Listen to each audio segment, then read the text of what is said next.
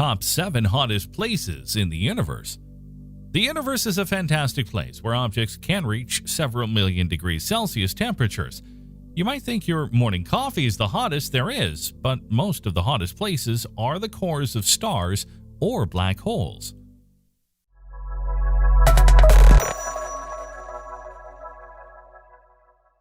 It's not surprising that the cores of stars are generally the hottest places because nuclear fusion occurs, which is the union of two nuclei that gives rise to a heavier element and a lot of energy.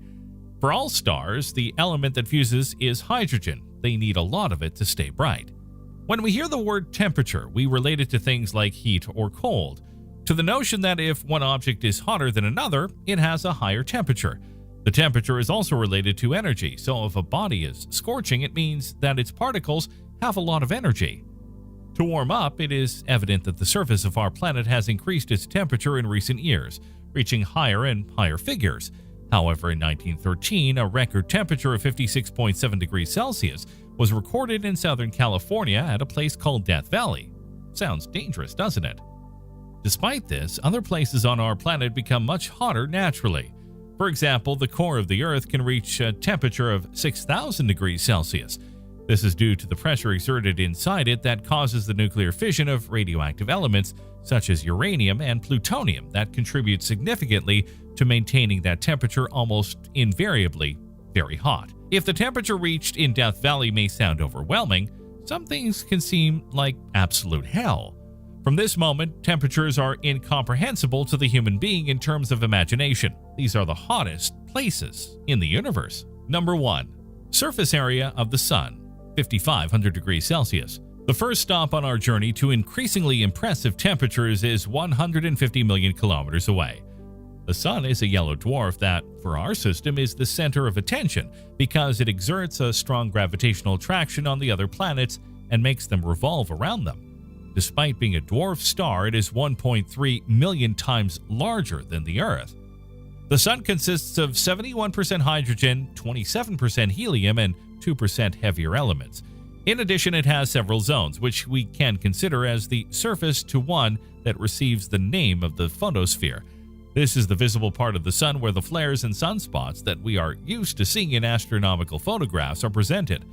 But don't look at it directly. Look for special filters. The irregularity on the surface of the Sun is due to the processes that occur in the next inner layer called the convective zone, where scorching gases ascend that originate as a result of the fission of hydrogen in the core. These gases are excellent as they surface and descend inward to carry out the process again. What happens in the core is a topic that we will touch on later. Scientists believe that the hydrogen in the core has been depleted over the years, but fear not, our star king will continue as we know it for about 5.5 billion more years. After this, it will become a red giant for a few billion years and finally a white dwarf. Number 2. Red hypergiant surface, 35,000 degrees Celsius. If we thought that the word super refers to something very, very big, imagine what hyper means. A hypergiant is a massive star. They are the largest and most luminous in the universe. Although massive is not synonymous with large, some of the most massive objects, such as black holes, are relatively small. Red hypergiants have up to 100 solar masses, which is close to the theoretical maximum limit that states that a star cannot exceed 120 solar masses. A solar mass is equivalent to the mass of our Sun, which is used as a reference because it is the closest star to us. Due to its large size, its core is highly pressurized, and that is why it reaches temperatures of up to 35,000 degrees Celsius.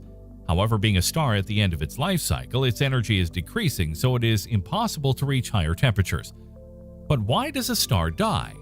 When they run out of hydrogen at their core, they start using helium, which causes the star to burn more quickly. As the heat and pressure inside increase, the core begins to swell as a sign that the star is approaching the end of its life relatively soon. In rare cases, red hypergiants have an average lifespan of 1 to 3 million years before becoming supernovae or hypernovae. After this, it has been postulated that they reach the end of their life as a black hole. Very little is known about hypergiants as they are extremely rare. Until recently, only 7 hypergiants were known in the Milky Way. One example is VY Canis Majoris, the largest known and 2,100 times larger than our Sun. Number 3. Blue supergiant, 50,000 degrees Celsius. Blue supergiant stars result from the evolution of massive stars that expanded as a result of their hydrogen shortage. These reach between 15 and 20 solar masses, and the energy they produce is so much that they reach temperatures of up to 50,000 degrees Celsius. This gives them their characteristic blue color. Blue supergiant stars are somewhat rare, as stars go through this phase quickly and give rise to Type II supernovae when all their nuclear fuel is exhausted. A well-known example of this type of star is Rigel in the constellation of Orion. Number 4. WR102, 210,000 degrees Celsius.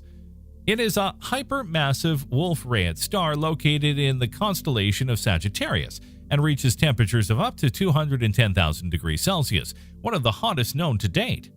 Wolf-Rayet stars are also somewhat rare. They are young stars of very massive size that still have some hydrogen inside, but fuse it with helium, nitrogen, or oxygen, two of the first exposed on their surface.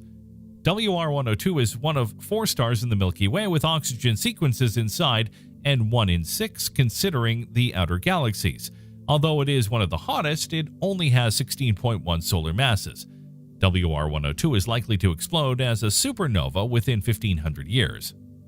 Number 5. Core of the Sun, 15 million degrees Celsius. We've reached almost half of our ranking, and things have become quite heated. In the beginning, we've commented that in the core of stars, nuclear fission processes are carried out using hydrogen as fuel, which forms a heavier element, helium. It seems that the core of all bodies is the actual hell of these. But being logical, if this place is the vessel where that processes that give energy to a star in a long way occurs, how can it not be hot? The sun's core can reach more than up to 15 million degrees Celsius. There is a layer that surrounds the core called the radioactive zone. Through it, the energy generated towards the surface of the sun is diffused.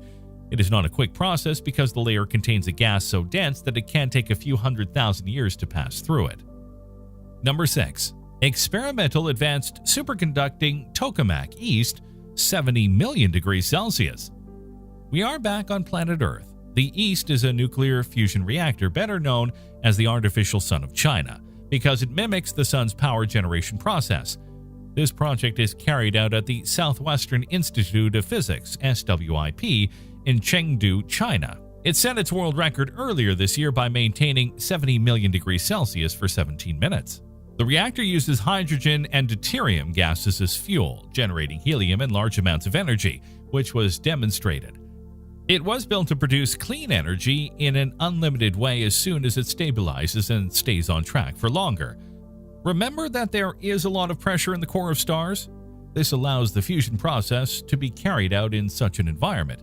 What was used to compress the hydrogen to the point where powerful magnetic fields were used. It is expected that a commercial version of this project will be available by 2025. Who knew we could have the sun in the palm of our hand, literally? Number 7.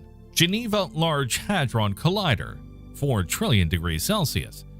It is the largest particle accelerator globally, and it is located just outside Geneva, Switzerland. In this collider, physicists from the European Laboratory for Particle Physics, CERN, accelerate subatomic particles such as protons to speeds close to that of light. They collide and give rise to smaller particles that exist for a brief period. These resulting particles are studied thanks to detectors such as ATLAS or ALICE. This knowledge allows us to understand better how matter is related. This is not the only surprising thing because temperatures of up to 4 trillion degrees Celsius have been reached inside the collider.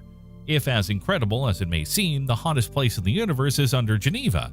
But do not panic. This temperature, like the particles that originate in shocks, occurs for a very, very short period. The issue has become increasingly hot, so it is worth asking ourselves at this time, is there a temperature limit? Yes, the Planck temperature. According to quantum theory, this is the highest temperature that can occur in our reality. Imagine that an object emits a wave of a specific size according to its temperature, and as this wave becomes smaller and smaller as the temperature increases.